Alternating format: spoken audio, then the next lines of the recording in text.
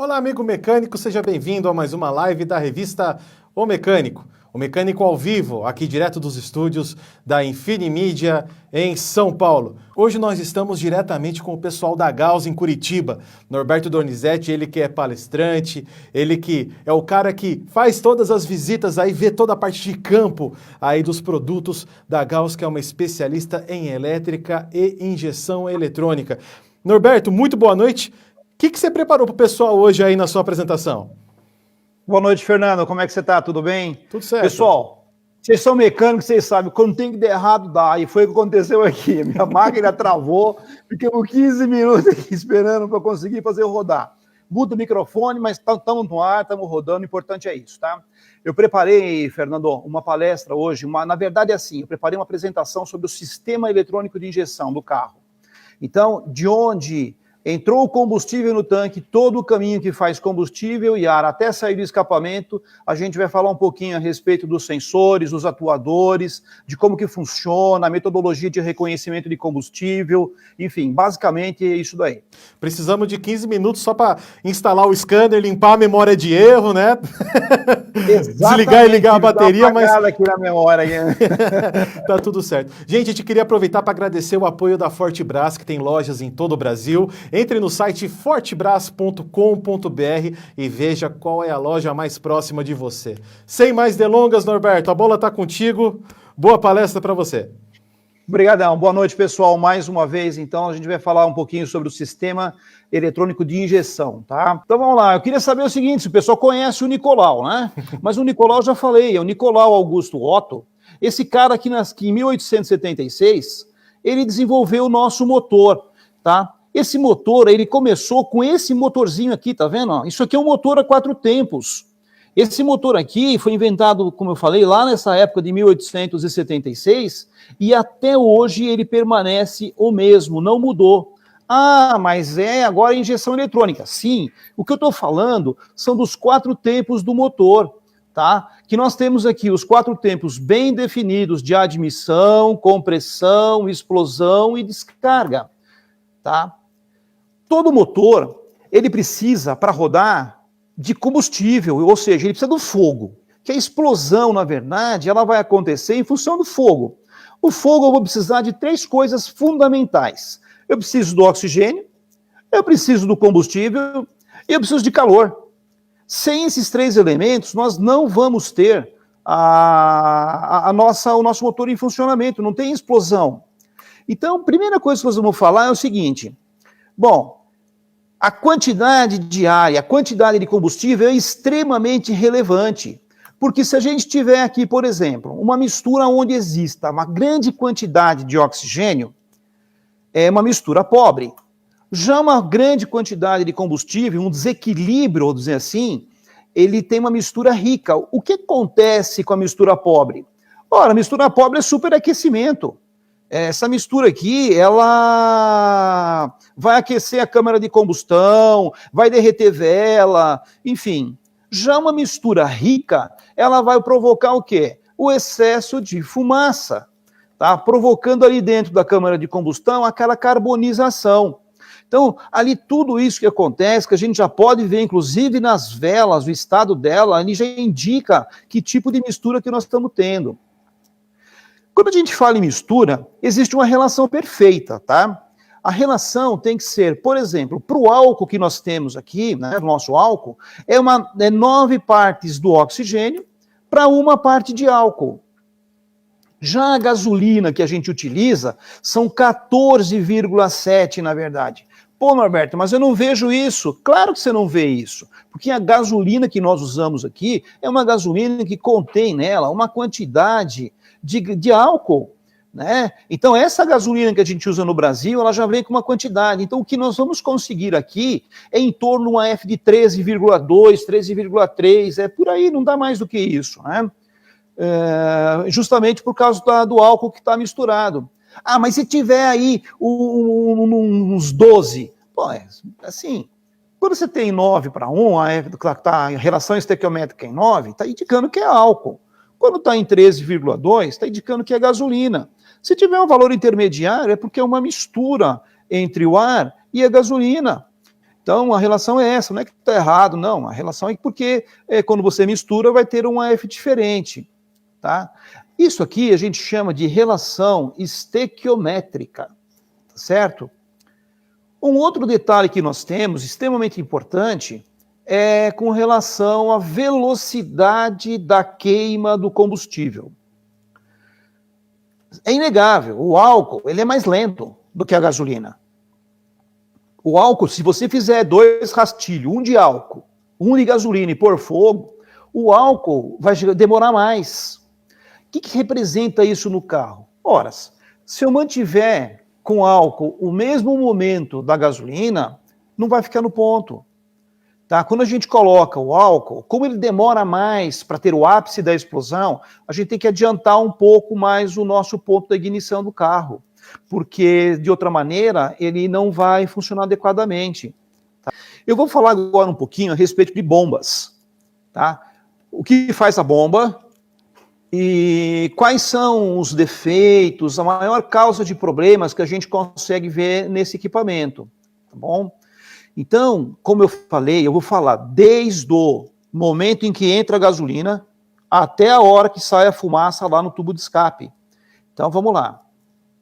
Eu tenho aqui uma bomba de combustível, que ela faz o combustível sair, passar pelo filtro, passa pelas válvulas e o regulador retorna esse combustível para o tanque, aquilo que não foi usado. Mas peraí, o que não foi usado? Vamos supor uma bomba de gasolina. Essa bomba, ela tem aí 100 litros hora. 100 litros em 1 hora ela é capaz de fazer circular. Tá? Vamos supor que o meu carro está na estrada, nós estamos na estrada, andando lá a 100 km por hora, o carro é meio beberrão, né? Porque na estrada, a fazer 10 km por litro, ele bebe assim relativamente bem. Quase um alcoólatra já. Então, nessa hora que nós ficamos andando com o carro, nós andamos 100 km e gastamos 10 litros. Pessoal, a bomba rodou 100. Significa que 90 litros retornaram para dentro do tanque. Tá? Só 10 litros entraram no motor, os outros 90 voltaram para dentro do tanque. E aí, essa questão dos bar da bomba, como é que funciona? Bom, se eu colocar uma bomba de 4,2 bar num regulador de 3 bar, estraga? Acontece alguma coisa? Não, pessoal, não acontece nada. Esse é um exemplo de colocar uma bomba flex num carro a gasolina. Não tem problema nenhum. Por quê? Não é que a bomba vai socar 4,2. Não. A bomba tem uma capacidade de até 4,2. Se o regulador é de 3, vai ficar com 3 bar. Essa bomba vai trabalhar muito mais tranquila, vai trabalhar mais solta, mais livre, a amperagem dela vai até cair. Não tem, e ela vai rodar com mais de 100 litros, inclusive. Tá? Não tem problema nenhum. O que nós não podemos fazer é trabalhar com uma bomba de 3 num carro de 4,2. Que é o caso de colocar uma bomba a gasolina num carro flex. Se eu fizer isso daí, a bomba, quando a gente fala que a bomba é de 3 bar, na verdade é mesmo a especificação dela para trabalhar dentro daquela amperagem, dentro dessa vazão que ela está tendo, é isso aí, tá? Mas essa bomba ela chega a 7 bar. E ela não passa porque tem uma válvula dentro dela, que é uma válvula de segurança. Quando chega em torno de 6,5, 7 bar, a válvula abre e não deixa passar disso. Então, mas se eu trabalhar com essa bomba em 4,2, eu vou estar diminuindo o vazão e aumentando a amperagem dela, e diminuindo a vida útil. Tá? Sem contar que provavelmente a pessoa colocou uma bomba de gasolina num carro flex, tá? O que a gente sabe que não pode fazer. Agora, a pergunta é, por que precisa de uma bomba, tá, com tamanha vazão? São 2 situações. Tá? A primeira delas é que a bomba, não são bem 2, são uma função extremamente importante aqui, que a gente divide em 2. A primeira função dela é o seguinte, a bomba, ela precisa de refrigeração. Então, é isso que acontece. Tá? No caso do álcool, o álcool vai refrigerar a bomba. Já a gasolina, além de refrigerar, ela também vai lubrificar a nossa bomba. Tá? É isso que acontece. Ah, então é o combustível que refrigera a bomba? Sim, é o combustível que refrigera a bomba. Tá? E no caso da gasolina, ele também lubrifica. Ah, quer dizer então que se acabar a gasolina do carro e a bomba ficar funcionando, o que vai acontecer com ela? O que vai acontecer com ela? Ela vai queimar, povo. Vai queimar a nossa bombinha aqui. Eu sei que você está pensando, Norberto, só se for na tua cidade, porque aqui onde eu moro, quando acaba a gasolina do carro, a gente desliga ele, porque não está rodando. Se a gente desliga, não roda a bomba. Eu sei, povo. Eu não estou falando na situação em que quando a pessoa roda sem gasolina, deixa ligado. Isso não acontece. Agora, o que acontece é isso aqui, né? Isso acontece. O camarada coloca gás no carro e esquece de colocar gasolina. Aí a bomba fica rodando com o tanque vazio. Esse é o grande problema. A bomba rodar com o tanque vazio. Aí vai queimar sim. O que deve ser feito? Bom, hoje nós temos carros com umas gerações bem evoluídas, avançadas no sistema de gás, onde ele usa não só o gás como o combustível. Então, nesse caso, é importante que tenha combustível no tanque. Mas nas versões mais antigas, não. Tinha uma chavinha lá, que o cara fazia a inversão. Então, nesse caso, pessoal, o que tem que ser feito é isso aqui, ó. Faz um corte no positivo da bomba, coloca um relé auxiliar, passou a chavinha para gás, corta a bomba. Não vai ter mais problema dessa bomba queimar. Essa é a solução para essa situação, tá? Andar com pouca gasolina no carro. Isso faz mal? Pessoal, na verdade, o que acontece é o seguinte, vai queimar a bomba? Queimar na hora, não. Mas quando você tem pouco combustível no carro, é aquela situação do camarada que chega lá e põe R$10 de gasolina no carro, né? Ele só faz isso, ele põe de 10 em 10. Como tem pouco combustível, é o combustível que refrigera. Pessoal, não é o combustível que fica no copo, é o combustível que está circulando pela bomba. Esse é o combustível que vai fazer refrigerar. E como tem pouco combustível, a bomba vai trabalhar mais aquecida. Vai trabalhar numa temperatura acima do recomendado. Vai fazer ela queimar na hora? Na hora não. Só que a vida útil dela vai diminuir. Então a questão de andar com pouca gasolina no carro é a vida útil da bomba que vai estar comprometida. Certo? Então falta o pouco combustível no carro, fazem a bomba queimar por calor. Uma vai queimar rapidinho, a outra vai levar mais tempo, mas vai acontecer isso, vai diminuir a vida útil. Eu sei, pessoal, isso daqui não depende do mecânico, depende do dono do carro, tá? Mas é bom a gente informar ao cliente dessa situação, né? Existe uma outra situação aqui que é extremamente prejudicial, que seria que a gente acha o seguinte, quando a gente põe a gasolina no carro, a gente tá achando que é isso aí, né? Ó, uma gasolina bonita, uma gasolina limpa, uma gasolina que não tenha nenhum tipo de problema, só que na verdade a gente sabe que o que a gente coloca é isso. Mas por que acontece isso? Bom, pessoal, acontece isso porque, olha só, depende da cidade, depende do local, olha o posto de gasolina, começa daí. Então a gasolina, ela chega nesses locais, ela vai receber uma carga de sujeira. Olha esse daqui também, olha. O golzinho, pessoal, tem outros carros, ele tem o cano que faz o retorno do combustível, passando lá no paralama do lado direito. O cara rebaixa o carro, põe roda, vai comer aquele cano, e daí começa a entrar sujeira para dentro do tanque. Esse é o problema, tá? Então, é uma situação que dá para ser evitada, né? Essa sujeira aqui que vem de fora do tanque, a gente escolhendo um posto que, sabe, que demonstre que tem a limpeza, nós colocamos aí, vai rebaixar o carro, tem que verificar se não vai pegar isso daí, porque não é só o Gol que faz não, tá? Tem outros carros que fazem também. Uma outra questão que nós temos é quando o camarada chega lá no posto de gasolina E o frentista pergunta para ele, e daí, quer que põe tudo? Ele fala, pode colocar. Pessoal, quando ele faz isso daí, o que está acontecendo? Está indo combustível lá para o canister. O canister é feito de carvão. Esse carvão vai se dissolver, vai retornar para dentro do tanque de combustível, vai infestar tudo ali e vai acabar indo para dentro da bomba.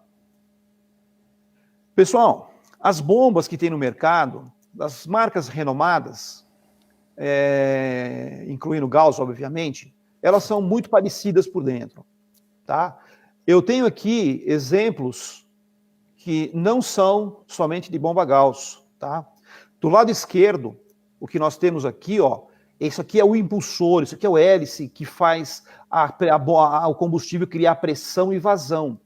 Se reparar esse daqui do lado direito, aqui, ó, do meu lado direito, do lado de vocês também, né? Repara que já tem uns dentinhos. Repara esse outro aqui, ó. Opa, já tem sujeira. Repara esse outro aqui. Pessoal, como é que isso aqui entrou na bomba? Isso aqui, infelizmente, a Gauss não sabe responder. Isso daqui, quem tem que responder é o dono do carro, o mecânico que fez a manutenção, alguém tem que responder por isso, mas nós não sabemos responder. Porque quando a gente vende uma bomba, a gente vai junto os filtros, né? Os pré-filtros. Então, não deveria nunca acontecer isso. Olha a pedra aqui. Pessoal, pedra vem de onde? Com certeza isso daqui veio. Provavelmente um tubo ali, um duto que está danificado. De alguma forma isso aqui entrou no tanque. Tá? Reparem este. Esse aqui são marquinhas pretas que nós temos aqui. Isso é carbono, pessoal. Carbono que veio do canister. Então, para cada exemplo que eu falei para vocês, eu coloquei aqui uma amostra para vocês verem o que realmente acontece quando a gente coloca um combustível de má qualidade, quando a gente não toma os cuidados devidos. Mas não, né? Porque o mecânico, ele simplesmente faz a manutenção do veículo. Aqui tem muita influência do dono do veículo, tá? Mas isso aqui é importante, porque às vezes a pessoa reclama, a bomba durou 6 meses, a bomba durou 4 meses. Quando chega para nós aqui, eu vou abrir a bomba, olha como que ela tá. Realmente, não vai durar mais do que isso. Ainda durou muito, porque com essa sujeira toda que está dentro do tanque, não tem como, né? Ainda mais se a pessoa não trocou o pré-filtro. Vocês não têm ideia de quantas bombas que, quando retornam para Gauss, junto com a caixinha vem o pré-filtro novo, sem utilização. Então a gente fala, bom, olha, mais uma bomba que vai voltar para nós, né?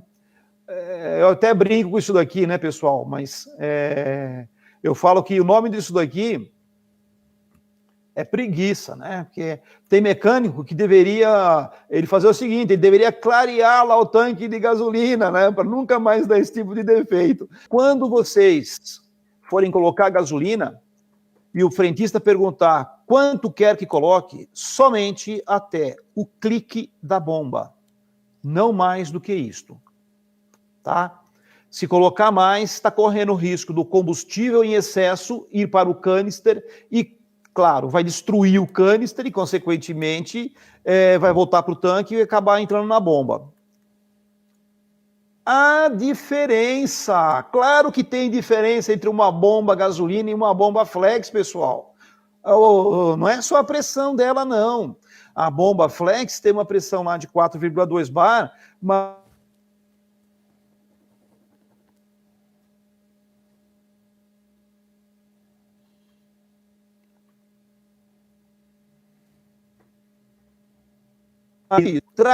então, é mais agressivo do que a gasolina, muito mais agressivo, né? Então, a gente tem que proteger melhor essa bomba. O tratamento superficial dessa bomba é cromo ou níquel. Enquanto o tratamento superficial de uma bomba a gasolina é zinco. Por quê? Pessoal, porque a gasolina é um tipo de um lubrificante, ela protege o corpo da bomba, eu não vou ter problema. Olha o coletor aqui, pessoal. Lembra que eu falei, a bomba tem que ser lubrificada. Ah, mas a gasolina fez isso. Sim, mas o álcool não.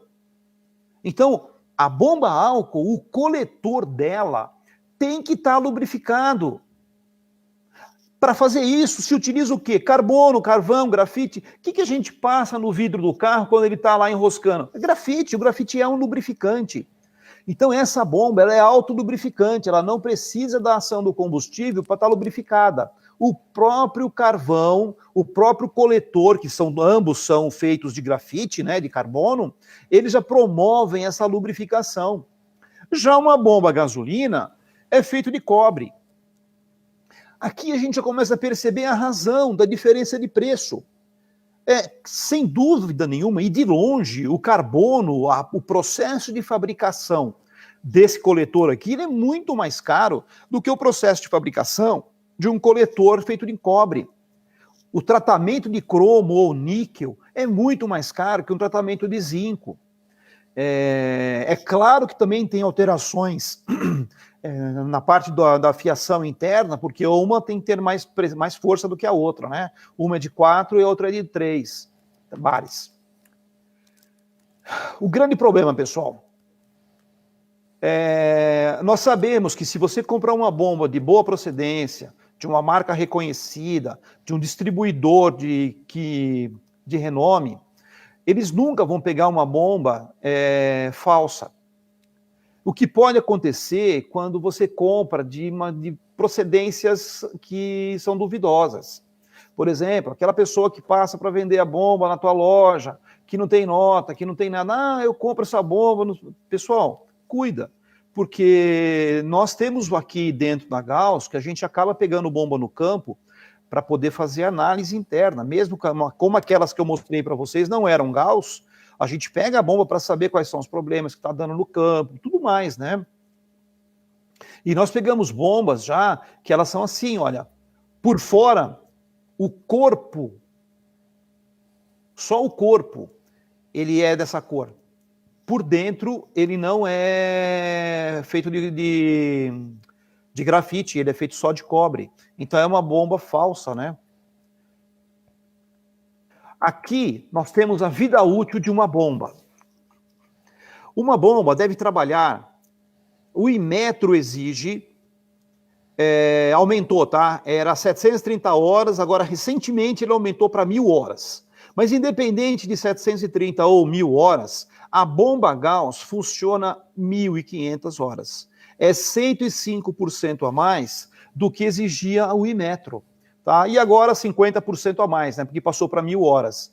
Então, as bombas, quando tem o selinho do Inmetro, significa que passaram por esse teste. Ô, Norberto, eu só queria fazer uma interrupção rapidinho, claro. Só porque nós tivemos, justamente só para salientar que nós tivemos a pergunta justamente do Dedé, que ele perguntou se tinha mudanças entre o material de composição da bomba a gasolina e da bomba flex.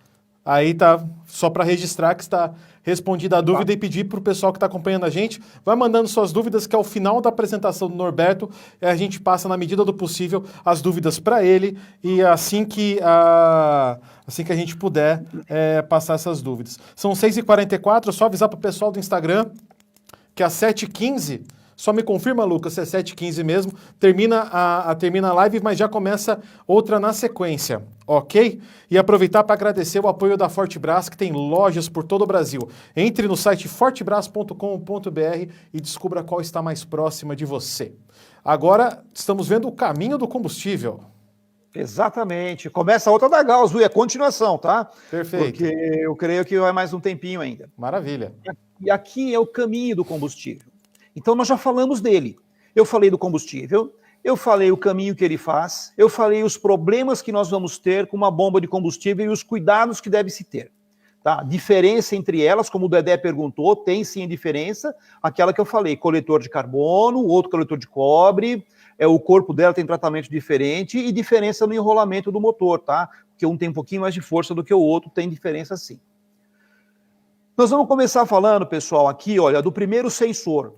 O sensor de posição do combustível, o sensor que ele mede o nível de combustível, sensor de nível. Por que eu tenho que falar dele? Pessoal, porque o sinal dele vai para a central. Pessoal, nossa palestra é de injeção eletrônica, tá? Então eu não vou falar aqui dos sensores que é por cabo que vai lá na frente, que é carro carburado, né? Então aqui nós estamos falando de carro de injeção eletrônica, o sinal do sensor de nível vai lá na central, tá? Bom, que mais que nós temos aqui? Ah, o nosso pezinho. O que a gente consegue controlar no nosso motor? O que a gente faz para acelerar ou desacelerar? Pessoal, a única coisa que nós conseguimos mexer no motor do nosso carro é ar, mais nada. É só isso que a gente controla lá no pedal do acelerador. Não tem outra coisa que a gente consiga fazer, tá? Então, quando a gente aperta o acelerador, a gente vai mandar uma informação aonde? Lá para a borboleta. Então, obviamente, que tem que ter um sensor para saber se você está acelerando, se não está acelerando, tá? Que é o sensor de posição de borboleta. O que ele faz? Pessoal, ele é um potenciômetro.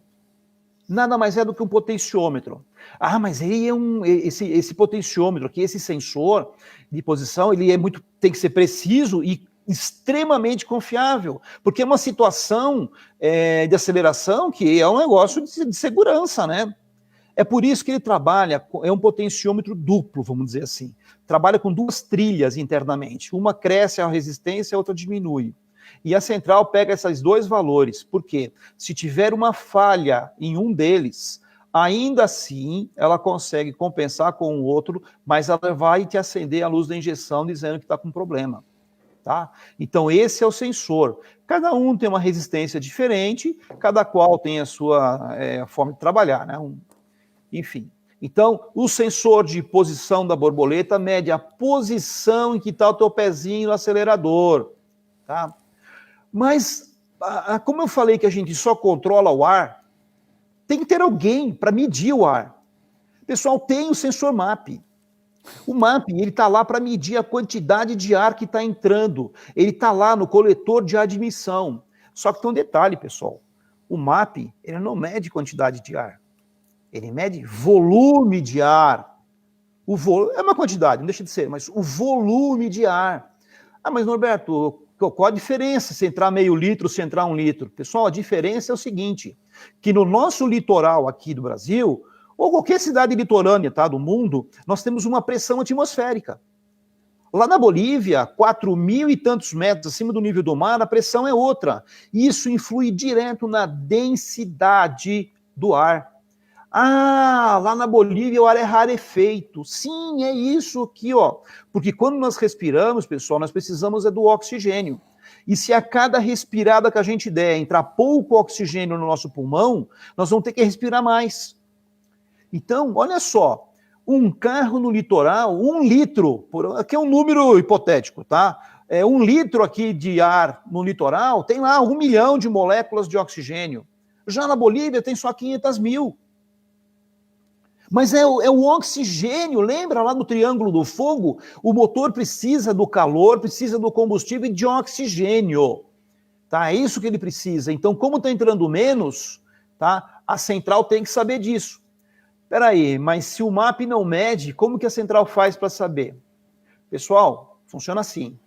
No que você girou a chave de ignição, girou a chave, não deu partida.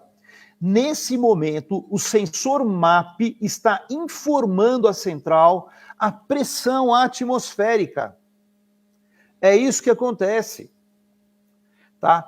Com base na pressão atmosférica, a central sabendo, isso é uma tabela, tipo uma tabelinha do Excel. Olha, para tantos metros a concentração de oxigênio na atmosfera é tanto. Para cada litro é tantos mols de oxigênio, tantas moléculas. E primeira coisa que ela faz é essa leitura, mas ela demora muito para fazer. Pessoal, 10 milissegundos. Em 1 segundo ela é capaz de ler 100 vezes isso. Então, por mais rápido que você consiga fazer o carro, dar partida no carro, já deu tempo para ela fazer a leitura, tá? No que você passou pela luzinha vermelha ali no painel, já fez a leitura, informou a central, tá? Deu partida no carro, o que vai acontecer? Ele vai parar de fazer a leitura de pressão atmosférica. E ele vai começar a fazer a leitura da depressão no coletor de admissão.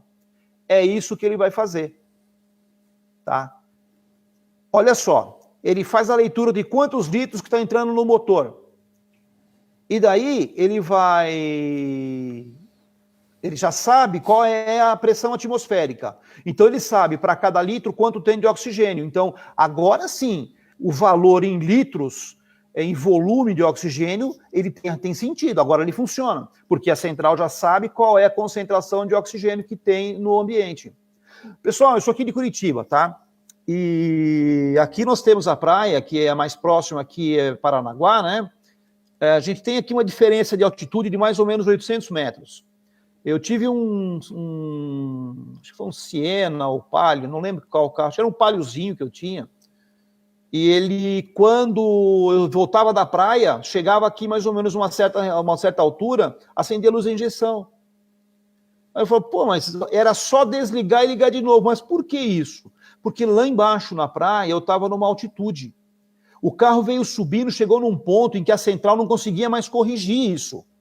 Então ela acendeu a luz da injeção. No que você desligava, que eu desligava o carro, e que eu ia dar partida de novo, ele já fazia a leitura da nova pressão atmosférica. Então apagava a luz e eu vinha embora até aqui em casa sem problema nenhum. Tá? Então vamos lá. Através de uma fórmula matemática, quem quiser copiar a fórmula aí, sinta-se à vontade, tá? É para você poder calcular a quantidade de oxigênio. Então a gente pode determinar que o sensor MAP tem duas funções.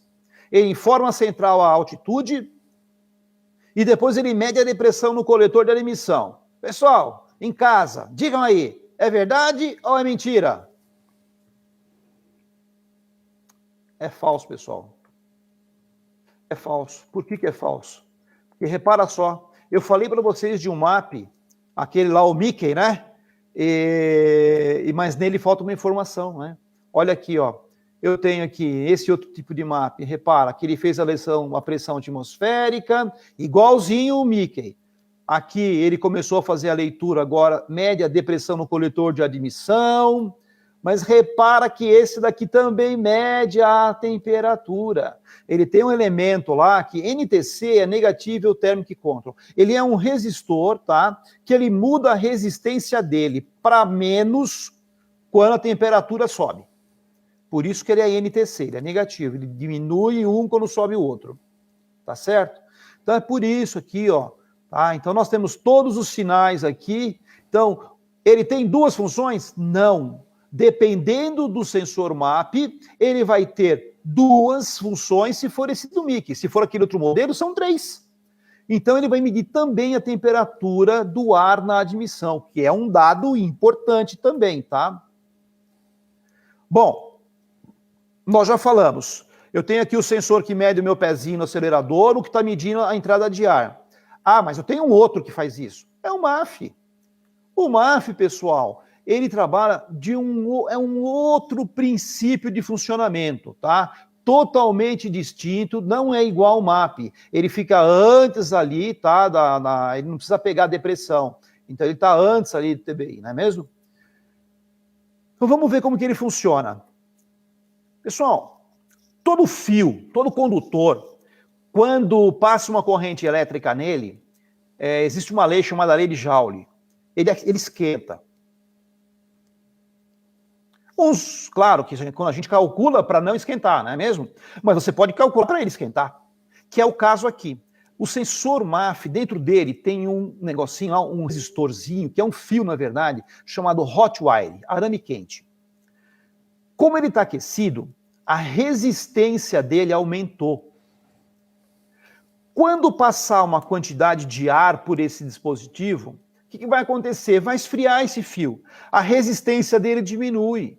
E olha só, diminuiu a resistência, ele informa para a central.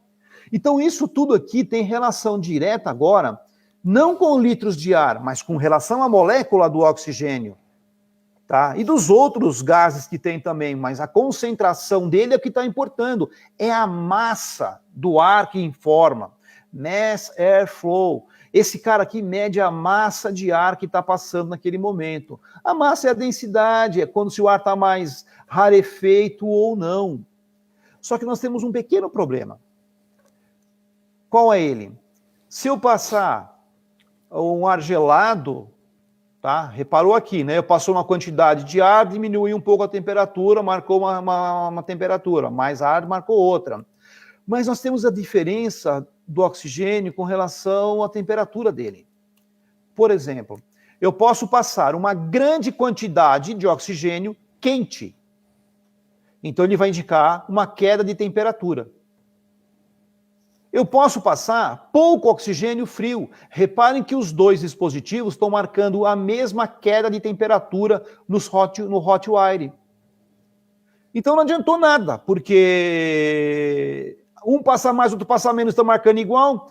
Ah, mas tem uma solução. Qual que é? Através de um circuito chamado ponte de Windstone, tá? Nós vamos colocar o hot wire nesse circuito e vamos colocar um termistor.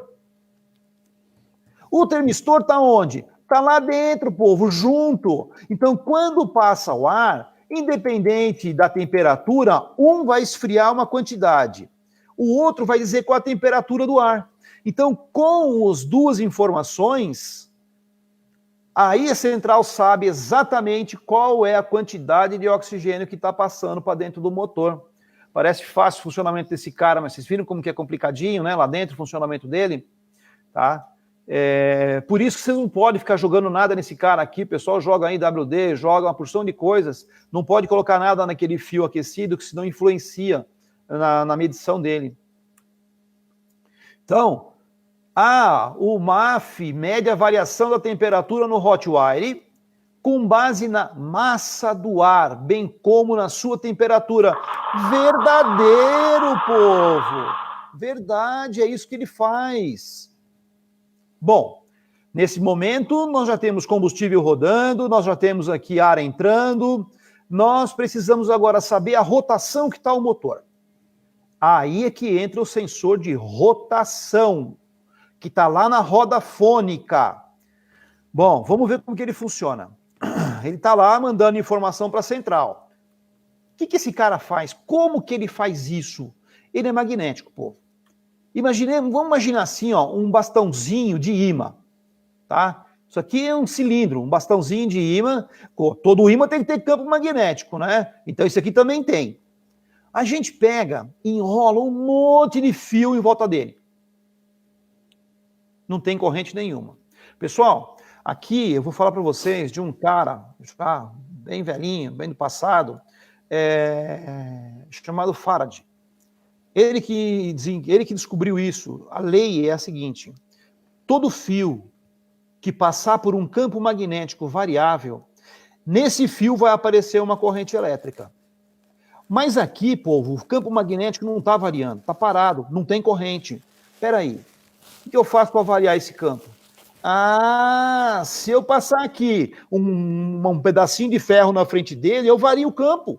E aí vai aparecer a corrente elétrica.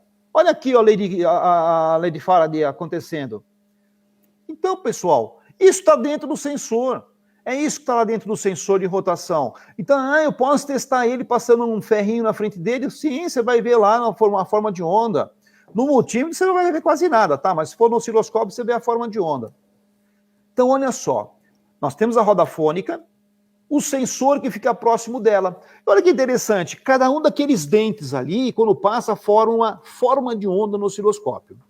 E aquela falha que tem na roda fônica, ela vai indicar justamente o quê? Ponto morto superior do primeiro cilindro, pessoal. Olha lá, ó.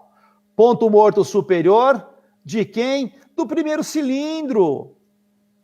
Perfeito? Então é isso que ela está indicando. Olha só, para o nosso motor funcionar, a central tem que saber a rotação que está, ela tem que saber em que posição que estão os cilindros, tem que ter oxigênio e tem que ter combustível. Pô, tem tudo aqui. O que está faltando? Vamos ver então. Ixi, da partida o carro não pega, povo. O que será que foi?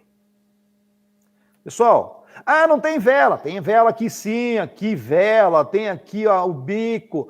Só não está funcionando o cilindro aqui por causa da animação, mas tem tudo, tá? Tá tudo certinho, povo. O que aconteceu aqui? Vamos ver. Pessoal, é verdade. Aquela falha na roda fônica está indicando o cilindro 1 no ponto morto superior. Mas espera aí, a cada 2 voltas que acontece a ignição. Numa volta, o cilindro está no momento da ignição, na outra no momento da descarga. É quando ele acabou de explodir, desceu, subiu de novo para descarregar, antes de começar, entre a descarga e a admissão.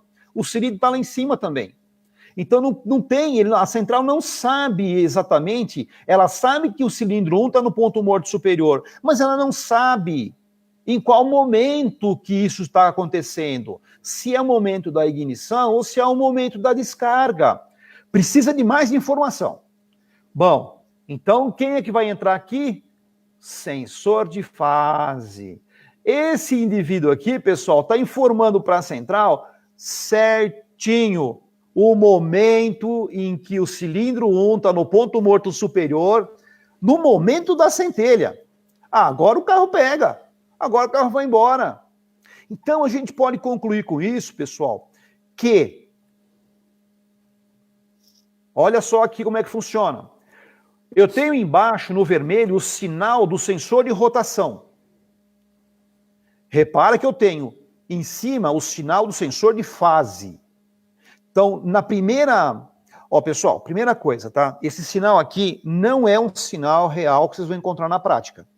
Eu fiz ele assim só para ficar mais didático, tá? Mas no finalzinho eu mostro como ele vai ser, tá bom?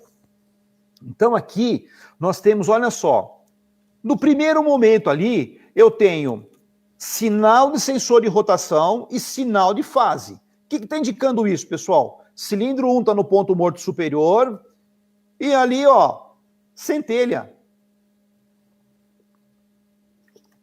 Nesse outro momento aqui, eu tenho sinal de fase? Não, mas o pistão está lá em cima.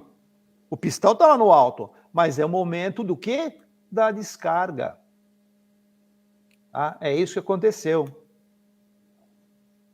Olha esse outro aqui. Vamos lá, então. Vocês estão aí me vendo. Que momento que é esse? Eu escutei alguém dizendo aí que é o momento da centelha. Acertou, pessoal. É o momento da centelha. Olha ali, ó. Eu tenho o sinal da rotação e tenho o sinal de fase. Então, o que a gente conclui com isso, povo? Antes de concluir, eu disse que eu ia falar como que é o sinal verdadeiro. O sinal verdadeiro é assim, pessoal. Ele é defasado. Se vocês contarem, tá? Quantos dentinhos, que cada um disso aqui, ó, é um dentinho da roda fônica. Se você contar daqui até aqui, tá exatamente o número de dentes que tem que estar para fazer o sincronismo. Então quer dizer, se eu colocar um osciloscópio com um canal no sensor de rotação, um outro no sensor de fase, contar aqui quantos pulsos deram, eu vou saber qual dente que está o sincronismo, vai saber. Esse golzinho aqui está no 14º dente. Mas você vai lá contar, está em 16. Pô, tá fora, pessoal. Tá fora do ponto.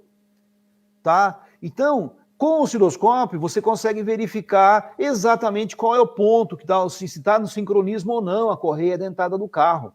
Beleza? Então, pessoal, a gente chegou à conclusão que o sensor de fase, ele é fundamental para dar partida no veículo. Sim ou não? Não. Mas como, Norberto? Você acabou de falar isso. Sim, dos carros que tem o sensor de fase ele é fundamental. Mas e no carro que não tem? O pessoal está pensando já nos Corsinha aí que não tem sensor de fase. Como que ele faz? A metodologia é a seguinte. Como a central não sabe qual cilindro que está no ponto morto superior, na hora da ignição, porque, eu falei que o cilindro 1 estava no ponto morto superior, mas o cilindro 4 também tá. Eles vão juntos, né? Eles estão sincronizados. Então, olha só, um dos dois está no momento da ignição. A central não sabe. Ela injeta combustível tanto no cilindro 1 quanto no cilindro 4. E manda sair a centelha. Mas em qual cilindro que vai sair? Pô, vai sair nos dois. Esse carro tem bobina perdida, centelha perdida. Então a centelha perdida solta faísca nos 2 cilindros. Um deles vai estar com o combustível comprimido, válvula fechada. O outro deles vai estar no momento da descarga. Aquela faísca lá não vai fazer nada, nem cosca vai fazer lá dentro. Então é isso que acontece. Ele manda a centelha nos 2 e um deles vai estourar. Se for o cilindro 1, vai rodar numa velocidade. Se for o cilindro 4, vai rodar em outra velocidade. A central colocou 100% de combustível no cilindro 1 e 70% no cilindro 4. Peraí, mas quem vai medir esse retorno da velocidade? Povo, sensor de rotação. É o mesmo cara. Ele está lá na roda fônica e ele vai pegar o retorno dessa informação. Aí a central entra em sincronismo, sabendo quem é quem nessa história. Tá certo? Então, olha aqui, ó. Então, quando eu falei para vocês que o cilindro 1 estava no ponto morto superior, era verdade, mas o 4 também está. Olha que bonitinha aqui a sequência de explosões aqui, ó. Então, vamos começar lá, olha. Primeiro vai estourar o cilindro 1 agora, lá, ó. Estourou 1, 3, 4 e 2. Essa é a sequência de explosões. Repara que o cilindro 1 e o 4 estão em sincronismo. E o 2 e o 3 também estão entrando sincronismo no movimento só, tá? Não na função.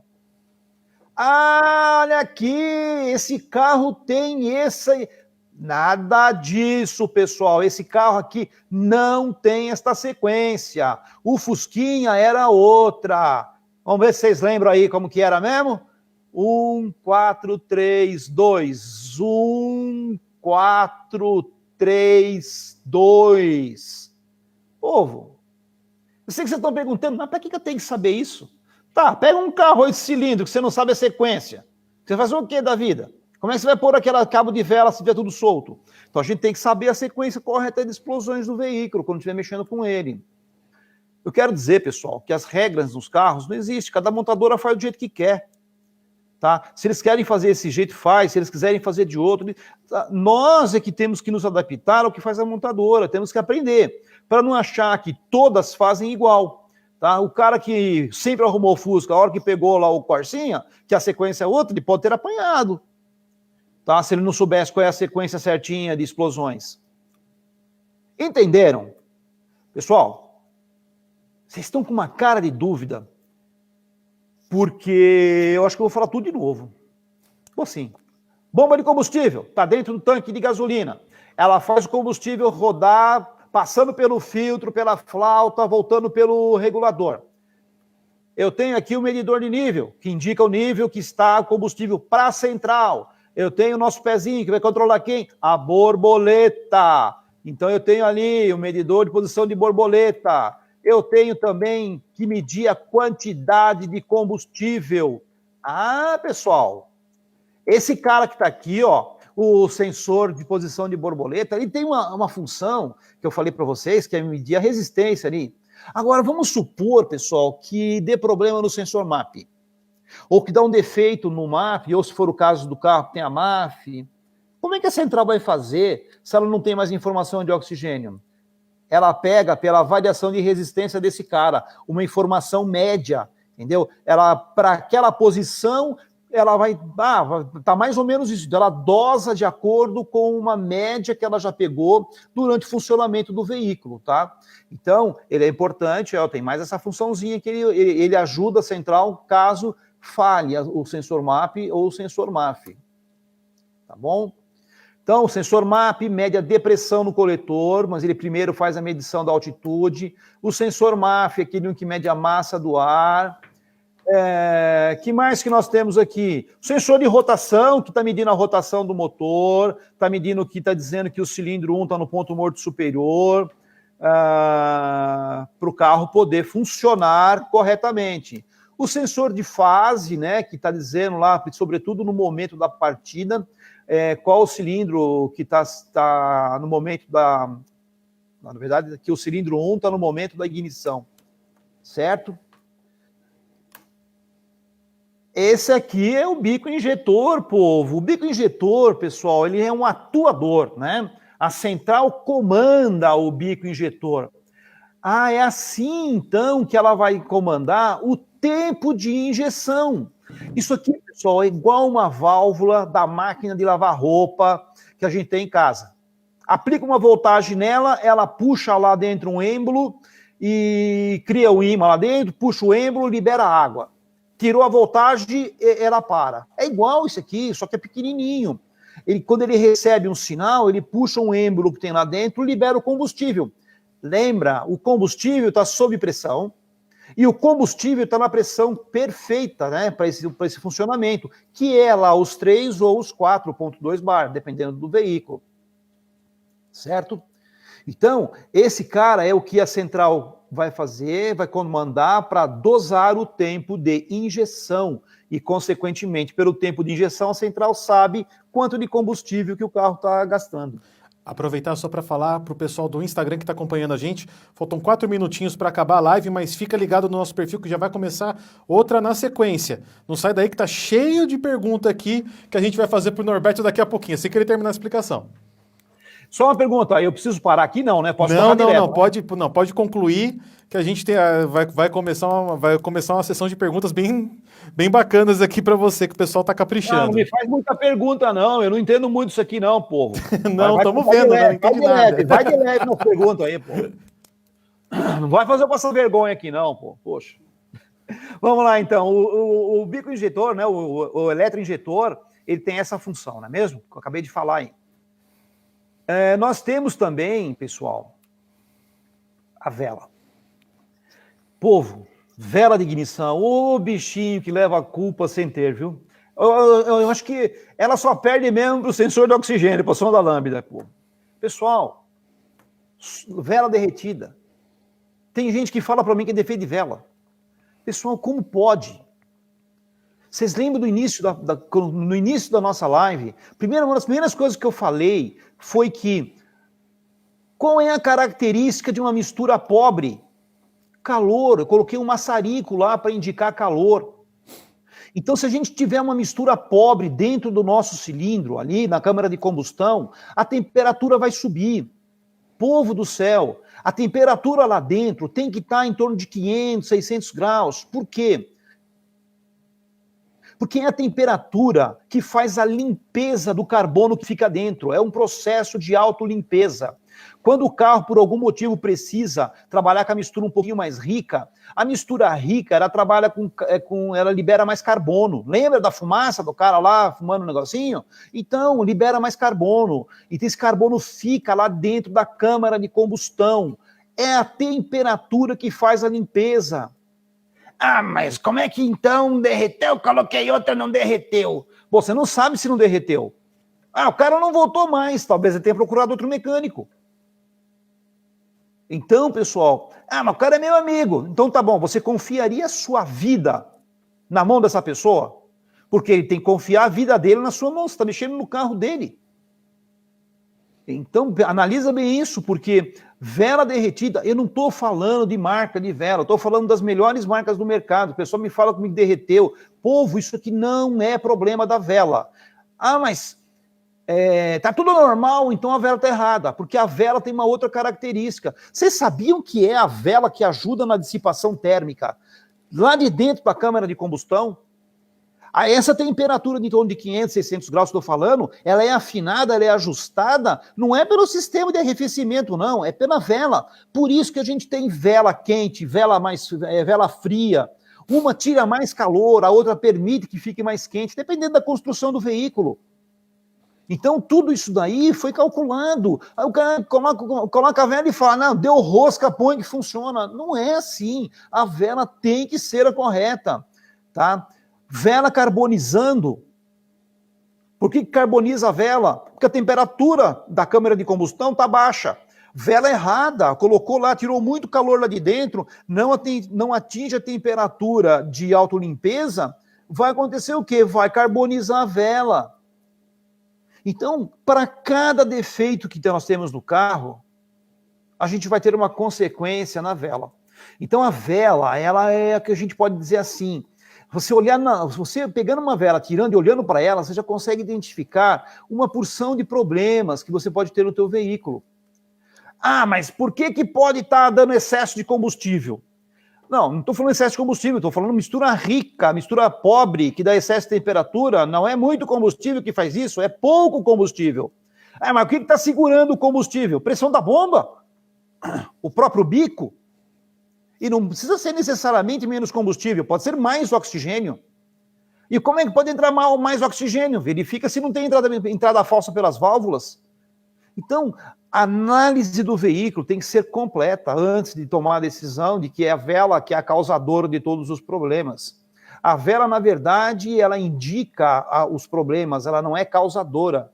A causa de problema que a vela possa provocar é erro na aplicação, só isso. Ela realmente não tem o poder. Pessoal, uma vela é feita de um material, um aço, com uma camada de níquel por cima. Eu vou esquecer o níquel, tá? Vamos dizer que seja só de aço. Pessoal, o aço é mais de 1000 graus para derreter. Tá? Essa temperatura só atinge se tiver erro na mistura. Se não tiver erro na mistura, não atinge. Bom, eu já falei do bico, já falei da vela. Nós temos a bobina aqui no meio do caminho, né? Para poder acionar a vela, tem que ter uma bobina. Pessoal, cuida com as bobinas. Agora, sobretudo, com a bobina caneta.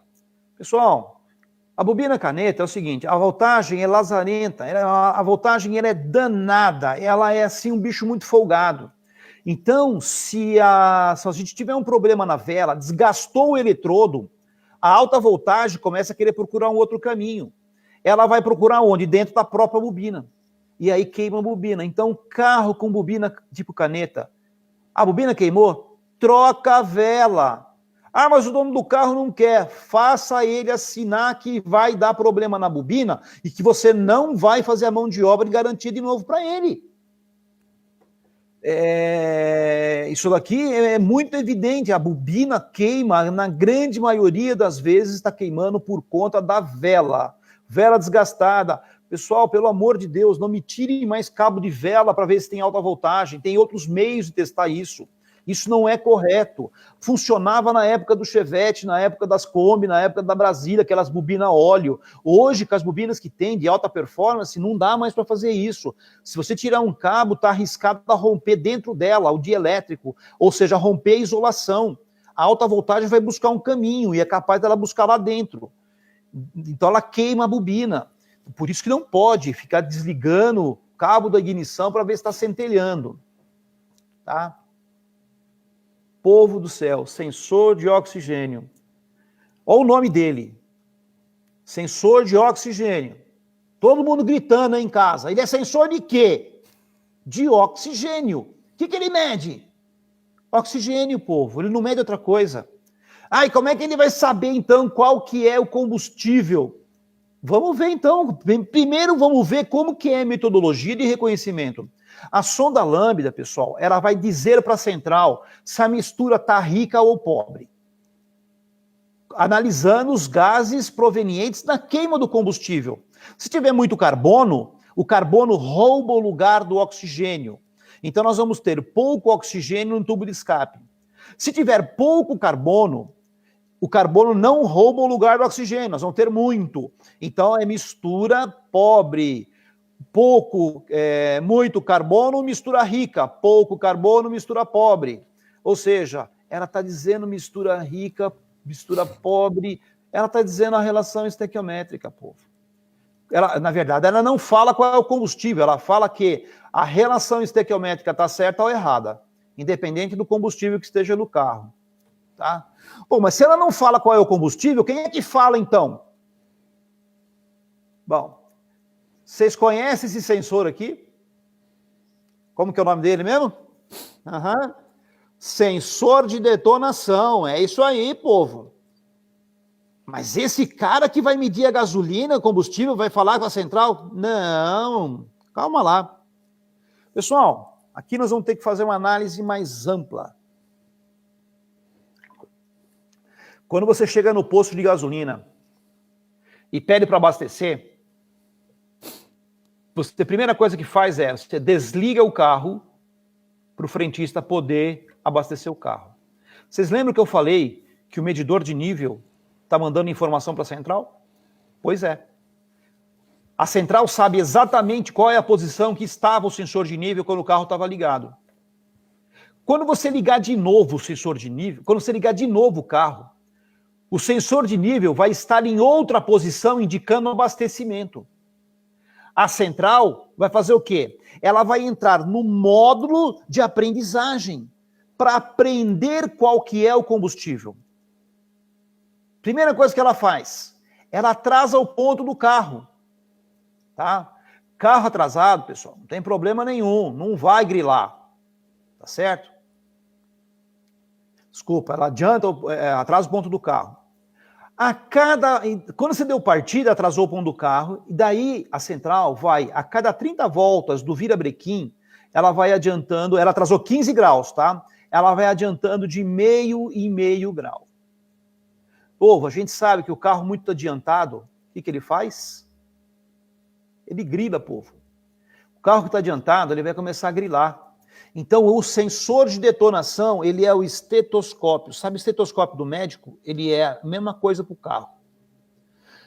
Ele vai, quando começou a grilar, ele pega todas as vibrações do motor, em especial essa, do momento que começou a grilar o carro. Então, ele avisa a central, começou a grilar, ela para de adiantar o ponto e recua 1,5 graus. E aí, parou de grilar? Parou. Está no ponto o carro. Está no ponto, mas não sabemos ainda qual é o combustível. Pessoal, o sensor de oxigênio não está lá para dizer se a mistura está rica ou está pobre. Então, olha só como que ele vai funcionar. A central, com esse novo combustível, a sonda lâmpada vai falar para a central, mistura está rica. A central faz o quê? Diminui um pouco o tempo do bico. Aí a sonda lambda fala assim, ei, agora está pobre. A central vai lá e dá mais uma ajustadinha no bico. Acertou exatamente a quantidade perfeita de combustível para que a quantidade de combustível seja coerente com a quantidade de ar. Ela não sabe qual é o combustível, mas a sonda lambda está dizendo que está certo, que o resultado deu certo. Pessoal, olha só, o sensor de oxigênio falando lá para a central. Tá certo, tá legal a mistura. A relação estequiométrica está perfeita. Povo, relação estequiométrica é a quantidade de oxigênio dividido pela quantidade de combustível. A central sabe isso? Claro que sabe. Ela não tem informação da quantidade de oxigênio vinda lá do sensor MAP ou do sensor MAF? Tem. Quem é que controla o bico? Não é ela. Então ela sabe quanto tempo de injeção. Então ela sabe a quantidade de combustível que está entrando a cada cuspida. O que ela vai fazer? Ela vai fazer uma conta, povo, dividir a quantidade de oxigênio pela quantidade de combustível e vai saber se o carro está no ponto exato ou não. Compreenderam? Então, olha só, não foi um sensor sozinho que fez a detecção do combustível. Foi um conjunto. E começou onde? Começou lá no sensor de nível, povo. Não foi ele? Quer dizer, então, que se o sensor de nível tiver queimado com defeito, pode dar algum tipo de defeito no carro? Claro! Pode sim, porque não é um defeito que vai dar um mecânico, nada disso. Ele vai dar uma informação errada. Ele pode não indicar que houve abastecimento. Pessoal, esse processo todo que eu falei, do momento em que a central reconheceu que havia um abastecimento, ela identificou isso, que ela atrasou o ponto do carro, foi adiantando, que daí ela foi ver o combustível através do sinal do sensor de oxigênio, que ela foi verificar a relação estequiométrica para poder calcular, ela gastou aí mais ou menos 1,5 litro de combustível, um pouco mais, tá? Hoje, a gente sabe que tem carro aí fazendo 15 quilômetros por litro, tá? Então a gente pode dizer que 500 ml vai andar uns 8 quilômetros. Se você falar para o teu cliente 8 quilômetros, ele vai andar 4. Então diga 15, é o que todo mundo fala. Você tem que deixar, abastecer o carro. O cara chegou, viajou, chegou em casa da viagem, o tanque está quase na reserva. O que ele fez? Foi no posto, abasteceu e trocou de combustível. Era gasolina e colocou álcool. Andou 2 quadras, parou o carro em casa. Olha só. Vamos dar um exemplo aqui. Vamos supor que com os sinais do sensor de detonação, da sonda lambda, de tudo que... A central identificou que a relação estequiométrica fosse 9. 9 é o quê? É álcool. Então, quando a central sabe que é álcool, ela já fica de sobreaviso. Ou seja, na próxima partida, o que ela faz? Se a temperatura da água estiver abaixo de 16 graus, ela libera a entrada de de gasolina do tanque daquele tanquinho que tem ali, aquele tanquinho para partida frio. Ah, mas se tiver mais que 16 graus, não precisa, ela não libera. Ah, mas e se tiver a relação estequiométrica em 13,2? Pô, é 75% de gasolina, 75% de gasolina, não precisa de auxiliar na partida. Então, não vai enviar esse sinal lá para poder injetar a gasolina quando tiver frio, né? Sendo que tem gasolina no tanque. Então, você percebe que acontece isso no carro. Se a gente está com gasolina, não injeta. Se tiver com álcool, injeta. Porque a central sabe qual é o combustível e sabe a temperatura. É por isso. Tá? Então o camarada andou, chegou em casa, encheu o tanque, parou 2 quadras depois e trocou de combustível. Pessoal, deu tempo de fazer o processo todo de reconhecimento? Não deu. Na manhã seguinte, a central vai fazer o quê? Vai pegar a informação passada. Qual era a informação passada? A gasolina. Vocês acham que o carro vai pegar?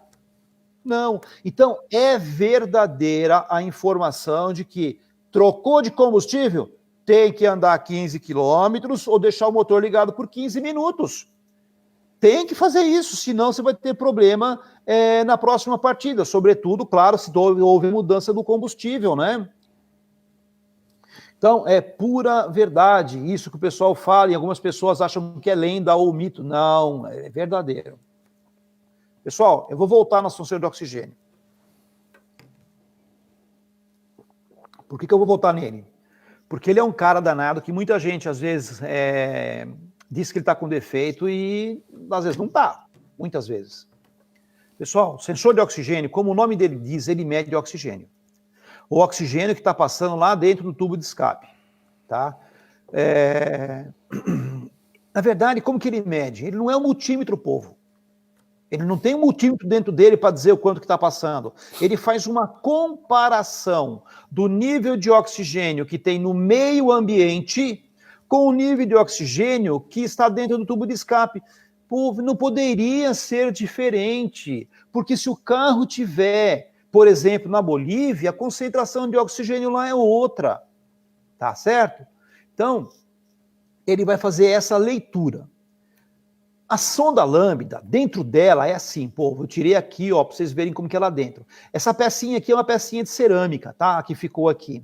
Dentro dela, é colocado ali, ó, fazendo um corte nela, ela tem um buraquinho dentro dela que vai até lá na ponta, então ela é oca.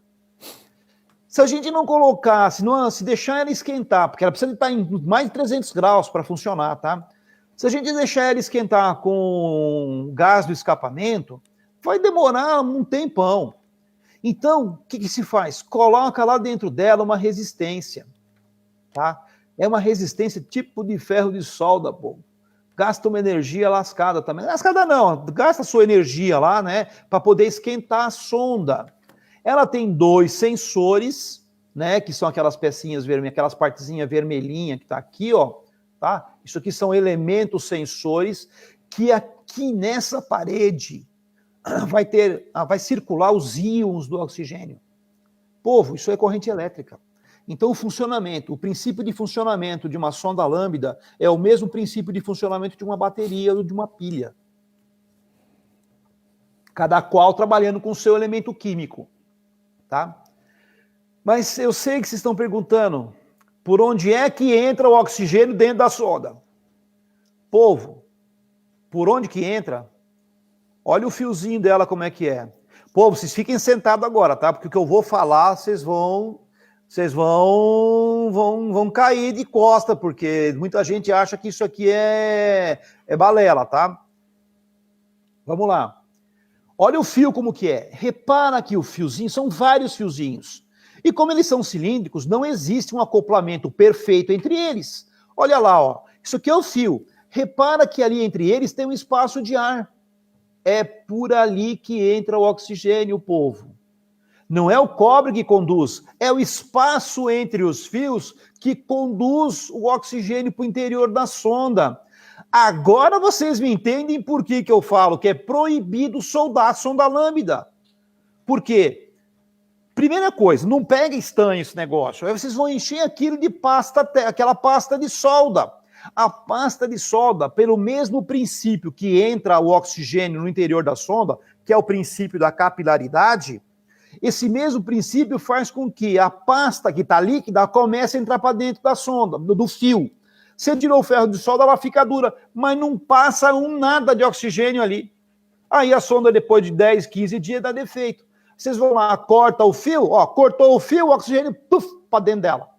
Aí vocês emendam de novo, aí fica bom. Vocês falam, tá vendo? Era oxidação na solda. Não, povo, não é oxidação na solda, não. É porque a solda interrompeu o oxigênio. Quando você cortou aquele pedacinho de fio, você permitiu a entrada dele de novo. Perfeito? Então é isso, tá? Olha aqui no osciloscópio o sinal que sai da sonda lambda. O amarelinho é o sinal que geralmente vocês vão encontrar, certo? A sonda está antes do catalisador. E o sinal verdinho é um sinal sempre contínuo. Ele vai ficar lá na casa dos 600 e poucos milivolts, tá? Ele não varia. Por quê? Porque o catalisador, povo, que está aqui no meio, ele não é filtro, ele transforma os gases nocivos que estão chegando aqui no tubo de escape em gases que não são mais nocivos. CO2 é o gás carbônico, a gente bebe na cerveja todo dia.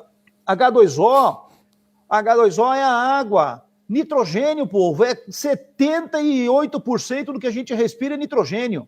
Só 21% é oxigênio. E O2, oxigênio, olha o que está saindo aqui, ó, nenhum gás prejudicial.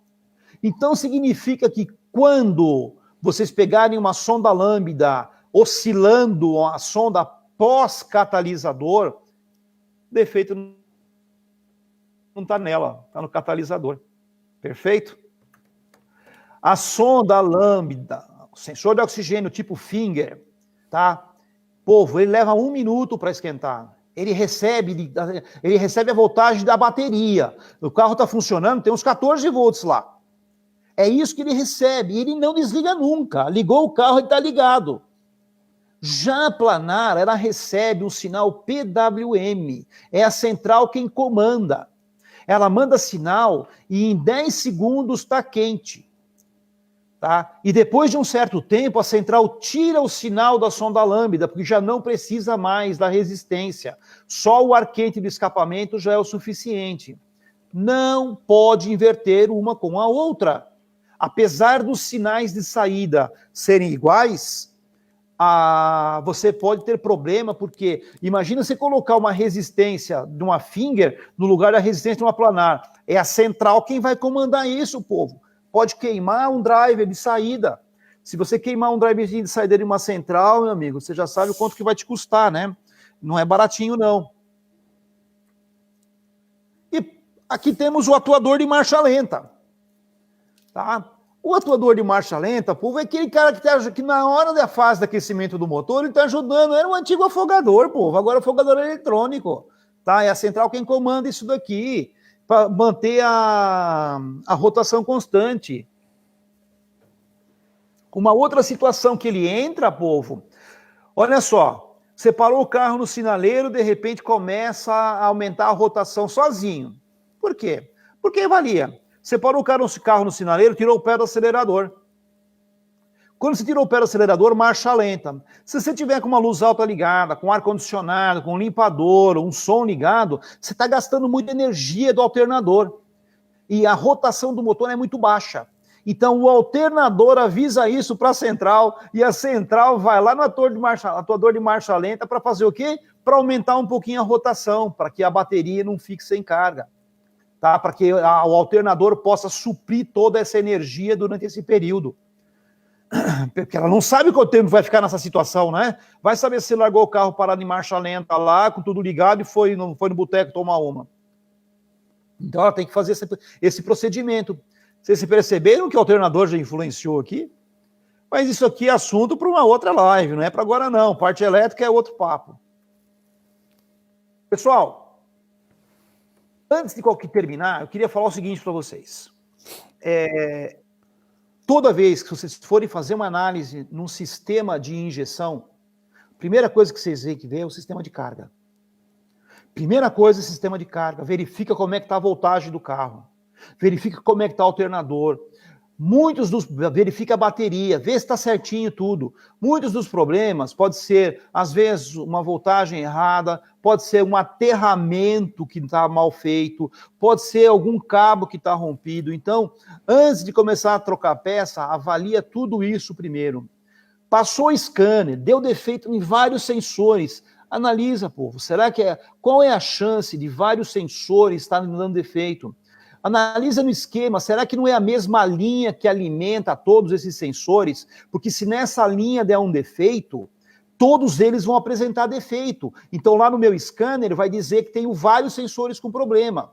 Então, analisa por esse lado, tá? E uma coisa extremamente importante, um carro não é igual ao outro. Tá? A gente tem várias tecnologias hoje no mercado, a gente tem vários modelos de veículo, cada um usa de um jeito. Então, a gente pode ter experiência num tipo, mas a gente tem sempre que aprender alguma coisa. Né? A gente tem sempre que estar vendo aí, procurando informação, porque os veículos mudam e a gente tem que estar acompanhando isso. Se eu não sei, eu vou perguntar para quem sabe. Pessoal, ninguém sabe tanto que não possa aprender nada. E ninguém sabe tão pouco que não possa ensinar algo a uma outra pessoa. Então, fica aí o que eu queria dizer para vocês, tá? Bom, a minha parte é isso daí. Norberto. Aqui nós terminamos, né? Com evolução tem nome, evolução é Gauss. E eu volto aqui agora para os estúdios, né? Para a gente poder continuar o nosso bate-papo. Estou aqui disposto a responder várias perguntas fáceis.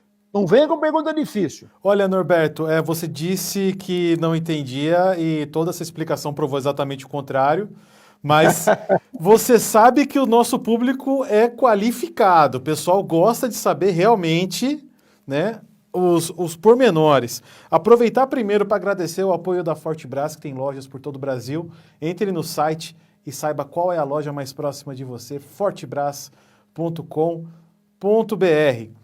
Vai encontrar nós lá, hein, nosso cliente. Ah, maravilha. Vamos começar de trás para frente? Você tinha falado sobre a questão da solda na sonda lambda, o pessoal começou a fazer várias perguntas interessantes de sonda lambda. A primeira, Henrique Santana. Quando há excesso de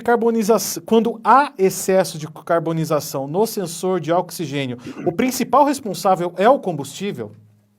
Nem sempre, né? A carbonização, ela pode ser provocada por várias situações. Assim, o que a gente tem mais visto hoje é combustível. Perfeito. O que eu mais vejo é combustível adulterado, tá? Mais uma regulagem do motor, uma válvula também pode provocar isso. Rodrigo Dias, pode-se limpar o sensor de oxigênio com escova de aço? Nem a pau. Nem a pau. O sensor de oxigênio, ele é lembra que eu falei? Ele é como se fosse uma bateria. Ele tem vida útil, tá? Se ele tiver sujo, o pessoal limpa isso daí com percloroetileno, coloca isso aí no álcool isopropílico, coloca isso daí dentro do ultrassom. Não pode. Você tem que arrumar o problema primeiro do veículo, que fez com que ele ficasse carbonizado ou desse defeito, e depois trocar a sonda lambda por uma nova. Voltando mais um pouco, você tinha comentado que o pessoal também tem o costume de limpar o sensor MAP e dar problema no Hotwire. No MAF, desculpa.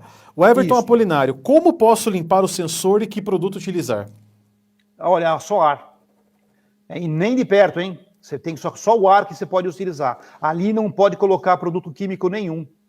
Infelizmente, é só o jato de ar mesmo. Você pega o ar comprimido e joga a uma certa distância para ele não entrar com muita velocidade, para não danificar o sensor. Você não pode pôr nenhum tipo de produto dentro dele. Por que existe esse tema? Por que existe essa prática de limpar esse sensor? Porque algumas vezes o sensor está sujo ali por alguma razão, problema de filtro, problema de entrada de ar, e as pessoas querem limpar ele como se limpasse uma coisa que pode ser usada um pincel. Então a prática vem porque a pessoa olha, vê que está sujo, tenta limpar, né? Achando que possa ser essa a causa do problema. Pode ser que seja sim, mas o método de limpeza não é recomendado. Muitas perguntas sobre combustível. Anderson Vidal, gasolina pura pode dar problema em motores flex? O motor flex ele foi desenvolvido para trabalhar dentro das mais diversas variações de combustível, né? Desde a gasolina pura até o álcool puro. Tá? Tanto que você vai observar que quando você vai fazer o ajuste de AF, lá ele está indicando em torno de 70%, né? 70% de combustível de álcool. Significa que o carro pode chegar sim a 100%, porque é uma situação que você sai do Brasil com o teu carro, vai para o país vizinho, onde o combustível não é adicionado o etanol nele, né? E ali o carro funciona tranquilamente, sem dar nenhum problema, e as pessoas, inclusive, gostam do resultado. O Arthur Rosa, ele pergunta se na relação estequiométrica de 14:1, né, de oxigênio para gasolina. Gasolina é 14,7 gasolina pura, tá? 14,7. Se esses 14,7:1 já são considerando os 27% de mistura de álcool atual que a gente trabalha na gasolina. Não. A gasolina pura é 14,7. A mistura, a gasolina que a gente usa, se não me engano, a norma é E25, que é a normatização que é aplicada nela. E para a nossa gasolina Brasil, a relação é 13,28. Perfeito. O Borrelli pergunta, lá naquela parte de vela que a gente estava conversando, se a chama na câmara de combustão não pode caçar o combustível. Eu acho que, na verdade, não ocorre uma chama com o combustível, sim uma centelha que queima a mistura, correto? Tudo começa com o estopim, né? Vamos assim dizer. A vela, ela faz uma centelha que começa... Na verdade, a explosão, o que é? A explosão foi o confinamento do combustível e do ar, que daí ele se aumentou de volume, uma reação química que faz uma expansão abrupta do volume daquele ar combustível, que é o que faz o movimento mecânico, né? Então isso daí realmente lá dentro, a faísca vai provocar uma detonação, uma explosão, que não deixa de ser uma bola de fogo lá dentro, tá? Se você observar num protótipo de acrílico, você vai observar lá dentro realmente a chama, que ela acaba até, em certos momentos, saindo pela válvula. Achei a pergunta da MGM Moraes, que veio pelo Instagram. Quais os testes que devem ser realizados durante o diagnóstico da bomba de combustível? O teste de uma bomba de combustível, eu vou lançar um vídeo que vai ser, eu não tenho data ainda, tá? Assim, provável dia 9. A probabilidade é dia 9. Por quê? Porque eu estou levantando os dados aqui. Mas eu já posso antecipar que a bomba de combustível, ela tem que ter a medição da vazão, a medição da pressão. Você põe a vazão da bomba, é o equipamento que você vai colocar a bomba, você vai colocar qual é a vazão especificada dela. 120 litros. Você regula o equipamento em 120 litros, mede a pressão, que tem que ser, né, que vai estar lá nos 4,2 bar. Então, esses dados têm que casar. Se você tiver com pressão correta e vazão inferior, a bomba está com problema. No carro, como que você pode diagnosticar algumas coisas? Com a ajuda de um osciloscópio. Tá? Você coloca o osciloscópio na linha do positivo ali. Primeira coisa, medir corrente da bomba. Você tem que ter um alicate amperímetro para fazer isso. Ou então colocar em série com multímetro. Está em torno de 6 amperes. Você vai medir a rotação da bomba. Como que você faz isso? Através do sinal do osciloscópio. Você vai colocar o ajuste do osciloscópio em corrente alternada e você vai ver que vai aparecer tipo uma senoide. Essa senoide tem uma frequência. Cada pico significa que ela deu 1/8 de volta, porque são 8 coletores que tem.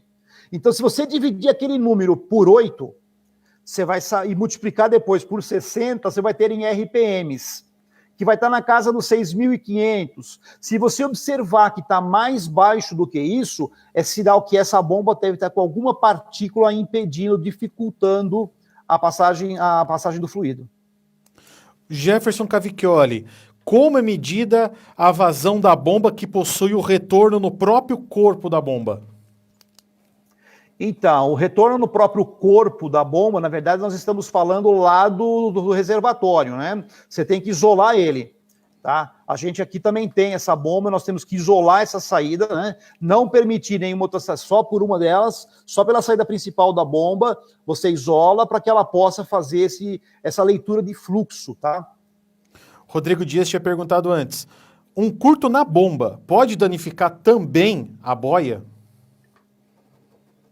Não, são elementos que não têm ligação entre eles, tá? A boia, lembra que ela é ligada diretamente lá na central, porque a central tem que saber o momento de fazer o ajuste de combustível. E a bomba, ela é ligada diretamente no relé, na linha 30, né? E ela ainda passa por um relé, tá? Ela vai ter fusíveis de proteção. E ela não tem nenhuma ligação interconectando ela com os medidores de nível. Nós estamos falando de carro injetado, né? Isso, sim. Então tá. Por falar em carro injetado, injeção direta, o Geraldo Leonel pergunta se há diferença para bombas de combustível nas bombas. Aliás, pergunta se tem diferença nas bombas de combustível para injeção direta com relação para injeção indireta. A gente sabe que os carros que têm injeção direta, eles possuem duas bombas, uma de baixo e uma de alta, correto? Você pode repetir a pergunta e dar uma travadinha aqui para nós? Ah, desculpa. Então vamos lá. Ele perguntou se existe diferença nas bombas de combustível para injeção indireta e para injeção direta. A gente sabe... Existe muita diferença. Muita diferença. A bomba da injeção indireta, ela trabalha com 3 bars, né? E outra, a injeção indireta, o combustível é jogado antes da válvula, né? Já na injeção direta, o combustível é jogado dentro da câmara de combustão. Lá é uma pressão absurda. Lá nós estamos falando da ordem de 140 bar, enquanto uma bomba normal trabalha com 3 bar. Então ali nós temos duas bombas. Uma bomba que a gente poderia chamar de bomba de recalque, né, que é para trazer o combustível de um lugar até o outro, e a bomba de alta pressão. Então aí são 2 bombas. Aproveitando o gancho do carro de injeção direta, eu falei que a leitura do combustível ela é feita são vários os processos, não é mesmo? Que eu disse ainda, não, primeiro faz a leitura disso, daquilo, tal, mais. Nos carros mais modernos, na linha Volkswagen Up, por exemplo, 3 cilindros, injeção direta, já tem um sensor nesse carro que faz, por densidade, a medição do combustível. Então ele não leva aqueles 15 quilômetros, tá? 15 minutos. Ele é muito mais rápido porque no abastecimento, praticamente imediatamente após o abastecimento, já tem o reconhecimento do combustível através desse sensor. Que o pessoal, inclusive, chama de sensor de etanol, né? Porque ele fica logo antes ali da flauta, né? Exatamente. Na verdade, toda a medição de combustível tem que ser por densidade, né? Não tem outro meio. Então, aquilo lá é um sensor desse daí. Tivemos muitas perguntas, justamente naquela parte que você estava explicando, sobre quanto tempo se dá para padronizar, né, o tempo que o veículo precisa andar para reconhecer o combustível. Você tinha falado 15 quilômetros, né? Para o mecânico recomendar para o seu cliente, né? A gente sabe que com 8 quilômetros já tá feita a verificação. Edson Lopes, a mistura rica pode danificar o catalisador? A mistura rica, ela vai... Assim, a mistura rica, ela só vai perpetuar se você tiver um problema. E esse problema pode estar numa sonda lambda, tá? Indicando uma mistura que esteja pobre, fazendo com que o carro trabalhe com essa mistura mais rica. E essa mistura rica, com certeza, ela vai depositar carbono no catalisador, né? Porque o que é mistura rica? Mistura rica é uma mistura que a queima dela não é perfeita. Enquanto a mistura pobre é um gás oxidante, né, ele não deixa essas partículas, já a mistura rica, ela deixa partículas de carbono, são partículas que não foram devidamente queimadas. Então isso daí vai impregnar, sim, o catalisador. Vai dar efeito na hora? Na hora não, mas vai diminuir bastante a vida útil dele, que também tem vida útil, tá? Ele promove uma reação química lá dentro dele. Então, tudo aquilo que promove uma reação química tem vida útil. Deixa eu achar a pergunta que eu ia fazer. Rodrigo Dias novamente. Se o sensor de temperatura estiver com defeito, o MAP pode ter um mau funcionamento? Olha, uma coisa, outra coisa. o MAP não vai ter um defeito em função do sensor de temperatura. Tá? O MAP está medindo a depressão no coletor de admissão, volume de ar que está entrando. O sensor de temperatura está medindo a temperatura do ar. E ambas informações vão para a central, que vai fazer a análise desses dois dados. Mas a deficiência de um não implica na deficiência do outro, não vai provocar a deficiência do sensor MAP. A gente tinha comentado sobre injeção direta, o Diego aproveitou para perguntar se a Gauss já tem velas para aplicação em motores com injeção direta e qual seria o desempenho e durabilidade. As velas Gauss, ela tem a mesma desempenho e durabilidade de uma vela original, tá? Eu posso afirmar que as nossas velas passaram pelos mesmos testes das velas homologadas dentro de montadoras, inclusive velas de montadoras nos Estados Unidos, tá bom? E, claro, inclusive no Brasil, para trabalhar com o nosso combustível. A performance, você pode falar que é a mesma performance de uma vela de primeira, que existe de primeira linha, né? As velas mais tradicionais aí, não fazendo propaganda, mas vela NGK e Bosch, você pode dizer que, assim, posso afirmar que não existe perda na performance colocando uma vela Gauss. E sim, nós temos velas para esses veículos. Inclusive vela de Iridium, Platinum, essas coisas todas. Perfeito. O Cícero Abrantes. Veículos que não possuem o sensor de fase. Como fazer o sincronismo com o osciloscópio? É possível? Não, porque você nunca vai saber onde é que está o cilindro 1, não é mesmo? O sincronismo que você está dizendo seria com a correia dentada ali. Então, ali você não tem sensor de fase. Você não tem um sensor te indicando qual que é o momento. Como você não tem esse sensor, você pode usar um subterfúgio, usando o momento da centelha. Tá? Você pode pegar um sensor ali no momento da centelha, né, no primário da bobina, e tentar ver o sincronismo por ele. Eu não sei te dizer quantos dentes vai ter que estar defasado. Então é sempre recomendado. Não tem? Faça a leitura do carro enquanto está bom, guarde o sinal para que na hora que pegar um carro como esse, você ter a leitura do sinal correto. Aproveitar para agradecer aí a adesão massiva às lives de hoje, mandar um abraço para o meu amigo Leandro Zamproni, que acabou de mandar mensagem aqui, disse que está assistindo, um abraço. E aproveitar também aproveitar para dar o recado, se você tem um curso do mecânico ativo, se você tem um curso ativo na nossa plataforma de EAD, curso do mecânico, muito obrigado. Gostaríamos de agradecer também a sua adesão à nossa plataforma de EAD, mas atenção, a gente pede que você conclua o curso, se possível, até amanhã, dia 29 de maio, porque nós vamos, em breve, mudar a plataforma do curso do mecânico, vai ser uma plataforma ainda mais intuitiva, vai ser muito mais bacana, com mais conteúdo ainda válido para vocês que trabalham nas oficinas aí de todo o Brasil. Se você não conseguir concluir até o dia 29, não tem problema, você vai conseguir com a plataforma nova fazer o seu curso novamente do começo sem problema nenhum. Se você ainda não conhece, acesse cursodomecânico.com.br. Recado dado, vamos a mais uma pergunta que estava aqui no pente. E eu já perdi, só um instante. Edson Lopes novamente. A distância do sensor em relação à roda fônica. Se ela estiver... Extremamente importante. Se estiver fora do padrão, o carro pega? Difícil, porque quando você tem um problema na roda fônica, a primeira coisa que acontece, o carro já corta bico, corta bobina, corta bomba. Então, se ele não estiver reconhecendo o sinal, que ele é muito pequenininho, né, um sinal baixo, de baixa intensidade, o carro não vai pegar, tá? Você pode sim, ali é muito tênue essa diferença na distância, né? Pode sim acontecer isso. Aproveitar para mandar mais um recado que você pode conseguir o certificado dessa live, ok? Daqui a pouco vai aparecer o link aí nos comentários, tanto do nosso Facebook, quanto do nosso Instagram, quanto do nosso YouTube, com o link para você requerer o certificado desta live que você está assistindo. Porém, o link vai ficar ativo apenas até 30 minutos depois da live. E isso é para comprovar que você realmente estava acompanhando conosco ao vivo no momento da transmissão. veículos flex equipados com sistema de comando variável ou com fluxo de válvula variável. Esse avanço angular do comando ou da abertura de válvula podem variar dependendo do combustível? Boa pergunta. Nunca pensei a respeito disso. Nunca tive essa situação.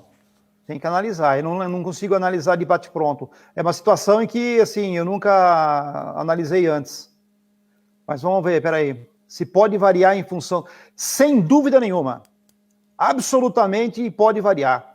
Porque em função do combustível, você tem que avaliar o quê? Primeiro, você tem que variar o ponto do veículo. Né? Porque quando você coloca um combustível diferente, você tem que adiantar ou atrasar esse ponto. Então, claro que você vai ter que variações nisso aí sim, de acordo com taxas de compressão e tudo mais, porque a taxa de compressão de um carro é engraçado que é o contrário, tá? A taxa de compressão de uma gasolina ela vai até uns 8, uns 9, o álcool chega a 14, né? É quase o contrário, né, da relação estequiométrica. Então, você pode aproveitar assim o máximo avanço para poder comprimir mais o álcool e ter uma melhor performance no seu carro com esse combustível que está usando. O Diego reforçou a pergunta, se a mistura estiver rica, a sonda não vai trabalhar... Aliás, desculpa, deixa eu ver se eu consigo interpretar a pergunta corretamente. Ele pergunta se a mistura estiver rica, a sonda vai deixar de trabalhar? Na verdade, não. Ela vai corrigir essa mistura para o correto, né?